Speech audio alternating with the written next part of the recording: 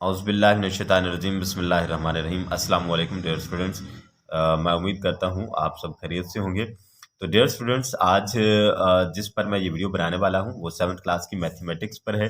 तो उस chapter number जो एक्सपोनेंट चैप्टर नंबर 4 एक्सपोनेंट्स के बारे में बताना है कि एक्सपोनेंट्स को किस तरह से हल किया जाता है, और इसके जो है कुछ कुछ रूल्स हैं जिनको फॉलो करना है और आसानी से उनको जो है फिर हल किया जा सकता है उन रूल्स को फॉलो करते हुए। देखिए यहाँ पर एक प्रोडक्ट लॉ जो है, यहाँ पर उसने बताया कि प्रोडक्ट लॉ क्या होता है कि मल्टीप्लाई किया जाए तो उनकी जो पावर्स हैं वो क्या हो जाती हैं, ऐड हो जाती हैं। और फिर जो है उसके बाद दूसरा जो है कि when basis are different but exponents are same. तो यहाँ पर जब एक्सपोनेंट सेम हो लेकिन बेसिस डिफरेंट हो तो उसको इस तरह से ए बी मतलब उसकी जो बेसिस है उनको मल्टीप्लाई कर देना, पावर जो है ऊपर वैसे आ जाएगी। तो उसके बाद जो है पावर्स मल्टीप्लाई कर डिफरेंट होंगी तो पावर्स जो है वो पावर सेम होनी चाहिए। यहाँ पर उसने बात कर दी है कि when basis are different but exponents are same. Basis different है, ये बेस है उसकी डिफरेंट है, लेकिन एक्सपोनेंट उसका क्या होना चाहिए, सेम होना चाहिए। तो बेस आपस में क्या हो जाएगी, मल्टीप्लाई हो जाएगी, और उसके साथ जो उसकी पावर है वो वैसे जो है साथ उसके साथ आ जाती है। बेस को मल्टीप्लाई कर दिया, डिफरेंट है तो वो आ जाती है। यहाँ पर मतलब ए बी को मल्टीप्लाई किया तो बेस इस तरह से आपने इस तरह से लिख देना है। तो क्वेश्चन लॉ क्या है, क्वेश्चन लॉ में यहाँ पर बता रहा है कि ए की पावर m और डिवाइडेड बाई ए की पावर जो है n है।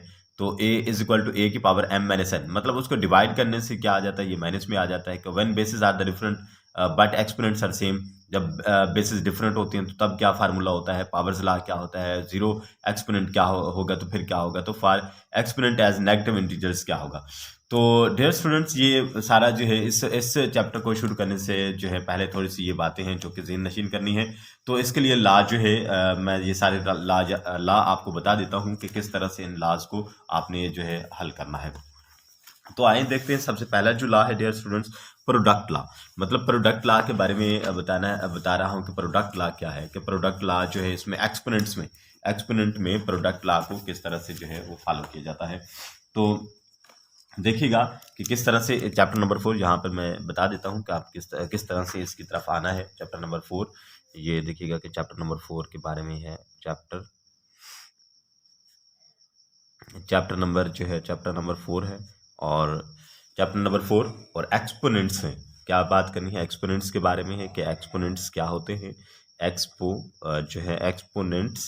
एक्सपोनेंट्स के बारे में ये डिस्कस करना है। तो डियर स्टूडेंट्स, इसमें कुछ लॉ है कि आफ्टर जो लॉ को है वो याद होंगे तो फिर आप आसानी से क्वेश्चन को हल कर पाएंगे।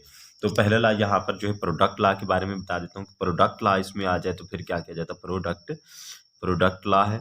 प्रोडक्ट लॉ, तो इसमें प्रोडक्ट लॉ में क्या करना है कि जब दो बेसिस आपके पास आ जाएंगे, when basis are same but exponents are different, when basis are same, product law में क्या करना है कि कौन सी कंडीशन आपके पास होगी कि when basis are same, basis जो है basis are same, when basis are same, जब बेसिस क्या होंगी, सेम होंगी, लेकिन जो उसके साथ क्या चीज़ है, but exponents are different. Exponents जो है वो डिफरेंट है, एक्सपोनेंट्स आर डिफरेंट, उसकी एक्सपोनेंट क्या है वो डिफरेंट हूँ, तो तब आपके पास क्या जो है वैल्यू आती है, उसको किस तरह से हल करना है। ये इसका एक फार्मूला है कि एक्सपोनेंट आर क्या हूँ, डिफरेंट हूँ।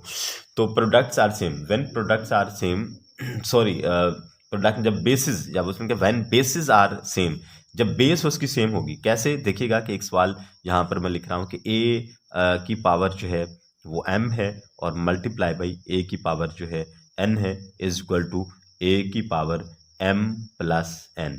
अब यहाँ पर देखिएगा कि ये इसकी क्या है, ये बेस यहाँ पर गिवन है। देखिए ये यहाँ पर उसकी क्या है, बेस है। ये उसकी यहाँ पर ये बेस गिवन है, और ये भी क्या है, ये भी बेस है। तो ये बेस आपस में क्या है, ये बेस और ये बेस सेम है। देखिएगा कि यहाँ पर भी ए है, यहाँ पर भी ए है, और ऊपर ये एक्सपोनेंट है उसका, ये एक्सपोनेंट है, एक्सपोनेंट डिफरेंट है। एक्सपोनेंट जब डिफरेंट हो तो उसके लिए क्या जो है, किस तरह से इसको हल करना है। तो इसका जो आंसर आएगा, इसकी जो पावर्स हैं, ये एक्सपोनेंट है, ये ऐड हो जाएगा। अगर बेस सेम हो तो उसकी जो एक्सपोनेंट होगा ये क्या हो जाना है, ऐड होना चाहिए। यहाँ पर देखिए ए की पावर जो है, ए जो है ये बेस आ चुकी है, ये बेस से अगर सेम हो तो इनकी जो पावर्स हैं वो क्या कर दी जाती है, एक्सपोनेंट को ऐड कर दिया जाता है। तो ये इसका पहला रूल है। तो उसके बाद दूसरा रूल क्या है, क्वोशिएंट लॉ है जी। क्वोशिएंट लॉ दूसरा रूल इसका यहाँ पर आता है, क्वोशिएंट लॉ। क्वोशिएंट लॉ किस तरह से जो है उसको यहाँ पर हल किया जाता है क्वोशिएंट लॉ के बारे में, कि क्वोशिएंट लॉ है when basis are same but exponent are different. जब बेसिस सेम होती हैं तो लेकिन एक्सपोनेंट क्या होते हैं, डिफरेंट होते हैं। बेसिस जो है सेम होती है, एक्स की पावर m और डिवाइडेड बाई a की पावर जो है n। अब यहाँ पर बेसिस सेम है लेकिन एक्सपोनेंट क्या हो रहा है क्वोशिएंट लॉ में, तो एक्सपोनेंट की बात क्या आ रही है कि क्वोशिएंट लॉ, देखिए क्वोशिएंट लॉ में क्या बात की है कि बेसिस ये सेम है और डिवाइड करना है, और उसके पास एक्सपोनेंट आर डिफरेंट है। यहाँ पर बेस सेम थी लेकिन यहाँ मल्टीप्लाई हो रहा था, यहाँ बेस क्या है, बेस सेम है लेकिन डिवाइड हो रहा है। तो इसको किस तरह से हल करेंगे, ये a की पावर जो है a की पावर m आ जाएगा और a की पावर फिर क्या होगा n होगा। तो आप देखिएगा कि ये क्या हो रहे हैं कि यहाँ पर डिवाइड हो रहे हैं, तो डिवाइड होने के साथ साथ इसके लिए देखिएगा जब डिवाइड हो रहे हैं, ये डिवाइड हो रहा है तो ऊपर जाकर इसको ऊपर ले जाएंगे। इसका ये क्वेश्चन मतलब डिवाइड वाला जो क्वोशिएंट लॉ है, ये a की पावर क्या हो जाएगा, m हो जाएगा, और इसके बाद जो है ये पावर इसकी देखेंगे ये बेस सेम है तो ये जो इसकी पावर है ये ऊपर जाकर क्या इसमें से माइनस हो जाएगी, उसको सब्ट्रैक्ट कर देंगे तो ये जो है इसका क्वोशिएंट लॉ आता है। तो इस तरह से अगर यहाँ पर तो ये था कि देखेगा बेस क्या आ रही थी, बेस सेम थी, एक्सपोनेंट डिफरेंट थे।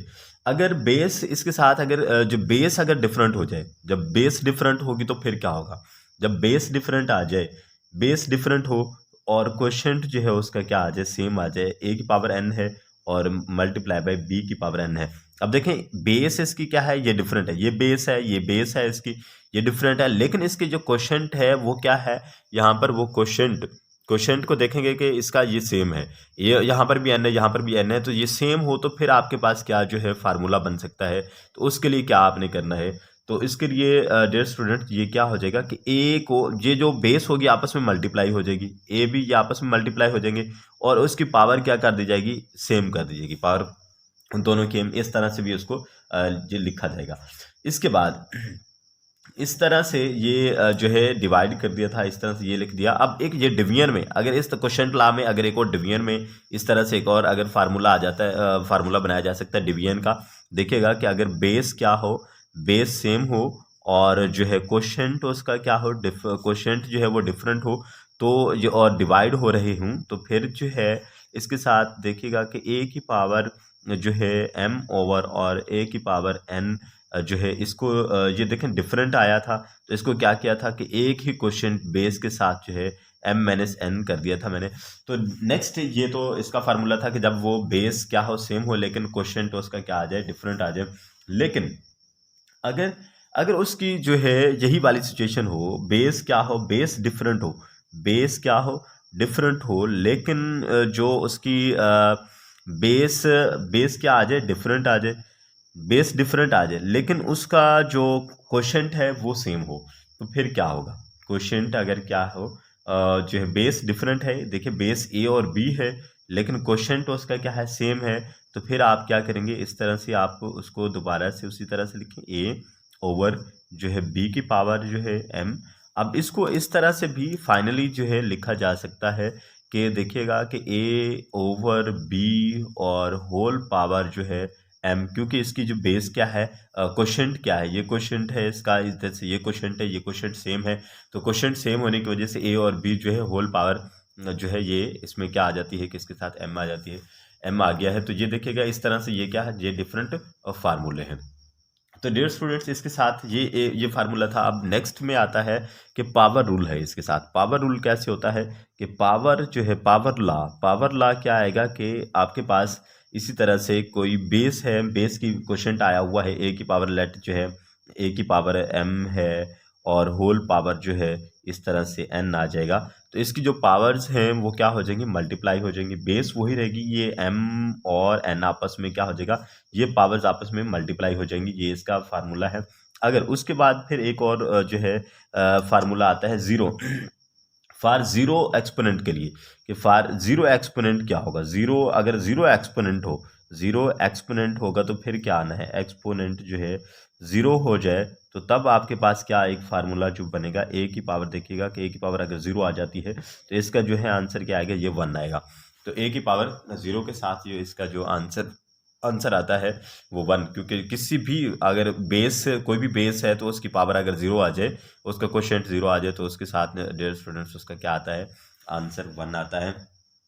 इसी तरह से एक और है कि नेगेटिव इंटीजर के साथ हो, एक्सपोनेंट क्या हो, नेगेटिव इंटीजर में हो, एक्सपोनेंट आ जाए नेगेटिव इंटीजर में, एक्सपोनेंट नेगेटिव इंटीजर में देखिएगा ये उसकी ये बेस है और उसके साथ ये नेगेटिव इंटीजर आ गया। अब इसका ये नेगेटिव, लेट्स सपोज के 1 m जो है नेगेटिव इंटीजर है, तो इसके लिए क्या आंसर आएगा, इसके लिए जो है 1/1 आ जाएगा, 1/a की पावर जो है m, a की पावर m इस तरह से लिखा जाएगा। तो अब इसको दोबारा से वापस ले आएंगे तो ये ऊपर जाकर क्या हो जाएगा, माइनस में, यहाँ प्लस में तो a की पावर जो है -m आ जाएगी। तो इस तरह से ये जो है इनका फार्मूला जो है फाइंड किया जा सकता है, इसको हल किया जा सकता है। तो इसके लिए एक और ये वाली बात होगी। तो नेगेटिव, ये थोड़े से क्या थे, रूल्स थे। तो इन रूल्स को जो है फॉलो करते हुए आप क्या कर सकते हैं, आसानी से जो है दूसरे सवालात को जो हैं क्वेश्चंस हैं, दूसरे क्वेश्चंस हैं इसकी एक्सरसाइज के, वो आसानी से हल हो सकते हैं। तो डियर स्टूडेंट्स, अब जो है यहाँ तक ये पहला इसका इंट्रोडक्टरी लेसन था एक्सपोनेंट के बारे में, कि एक्सपोनेंट जो है, इंट्रोडक्शन क्या है कि एक्सपोनेंट है क्या। चैप्टर नंबर 4 जो है 7th क्लास की मैथमेटिक्स का, उसमें एक्सपोनेंट के बारे में बताया है कि एक्सपोनेंट क्या है। तो डियर स्टूडेंट्स, उम्मीद करता हूँ कि आपको ये लेक्चर मेरा जो है समझ आ गया होगा। तो और सबसे अहम जो है बात है कि आप मेरी वीडियो को शेयर ज़रूर करें, लाइक करें और सब्सक्राइब भी लाजमी करें। अल्लाह ताला आपका हामी व नासिर हो।